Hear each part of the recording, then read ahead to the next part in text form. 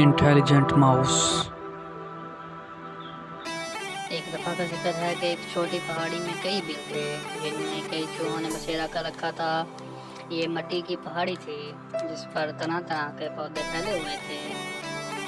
पौधों के दरमियान चूहों की बिल थी जो आमतौर पर दिखाई नहीं देती थी। इन बिलों में एक बिल एक चूहिया की थी जिसका नाम रीमा था।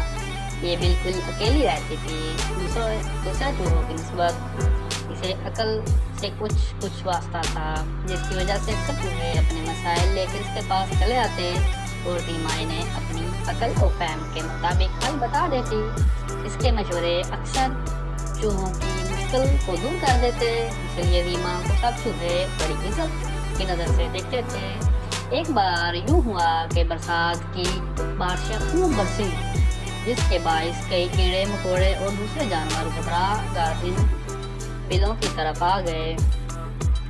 छोटे मोटे कीड़े मकोड़े तो चूहों की ग़िज़ा बन गए, जबकि बड़े कीड़ों को उन्होंने वहां से भगा डाला। इन्हीं नौवारा जानवरों में एक छोटा कछुआ भी शामिल था जो जिस्मात में चूहों से थोड़ा सा बड़ा था।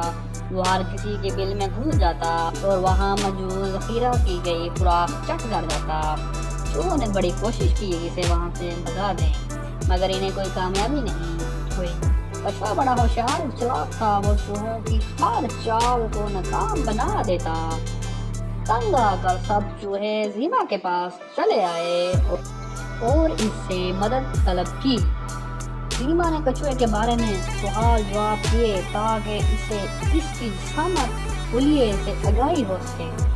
चूहों ने अपनी मालूमात के मुताबिक इसके सामने कछुए की तस्वीर खींच दी।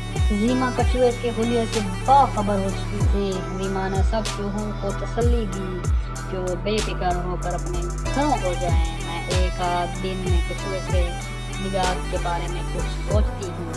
सब चूहे रीमा के तसल्ली पर वापस लौट गए। रीमा को मालूम नहीं था कि दूर पौधों की आड़ में कछुआ इसकी सब बातें सुन रहा था। कछुए ने पहले रीमा को सबक सिखाने का इरादा ठान लिया। वो चुपके से रीमा के बिल में दाखिल हो गया। रीमा चूहों को रुखसत करने के बाद कछुए के बारे में सोचने लगी कि इससे कैसे जान छुड़ाई जाए। कुछ देर सोचने के बाद इसके चेहरे पर गहरा इत्मीनान फैल गया, जैसे वो कोई फैसला कर चुकी हो। रीमा कपड़े झाड़कर अपनी बिल में दाखिल हो गई और वो अभी कुछ ही फासला तय कर पाई थी कि इसे राहदारी में कुछ हरकत महसूस हुई। वह चौंक पड़ी। इसने गौर से देखा तो इसे मालूम हो गया कि इसके बिल में एक लाल बिचकड़ घुस आया है। यह सुर्ख रंग की खाली धब्बों वाली जैकेट पहने हुए था। लाल बिचकड़ की जरायत देखकर रीमा को बड़ा गुस्सा आया।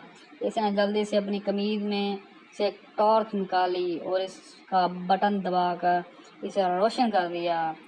तेज जर्द रोशनी पूरी राहदारी में फैल गई।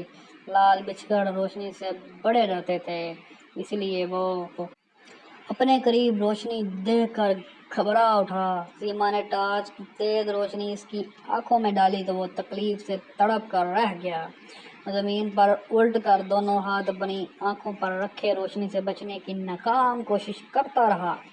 जब तकलीफ इसकी बर्दाश्त से बाहर हो गई तो वो आजिज़ी और इंकसारी से रीमा की मिन्नत समाजत करने लगा वो इस अजाब को ख़त्म कर दे। रीमा ने रोशनी बंद करने के लिए ये शर्त रखी कि वो खामोशी से इसकी बिल से बाहर निकल जाए और आइंदा कभी भी चूहे के बिल में दाखिल ना हो। इसकी जान बख्श सकती है, वरना वो इसे तेज़ रोशनी में ही जला डालेगी। लाल बिचकड़ ने फौरन शर्त मान ली और रीमा ने टॉर्च की रोशनी इसकी आंखों से हटा ली। जान बचने पर लाल बिचकड़ ने फौरी ही बाहर की तरफ दौड़ लगा दी। रीमा को जब इत्मीनान हो गया कि लाल बिचकड़ वाकई वहाँ से जा चुका है तो वो टॉर्च को बंद करके अंदर की तरफ चल दी। जो ही वो अपने कमरे में पहुंची तो इसका सर चकरा कर रह गया। प्यारे बच्चों, पार्ट 2 अगली वीडियो में देखें।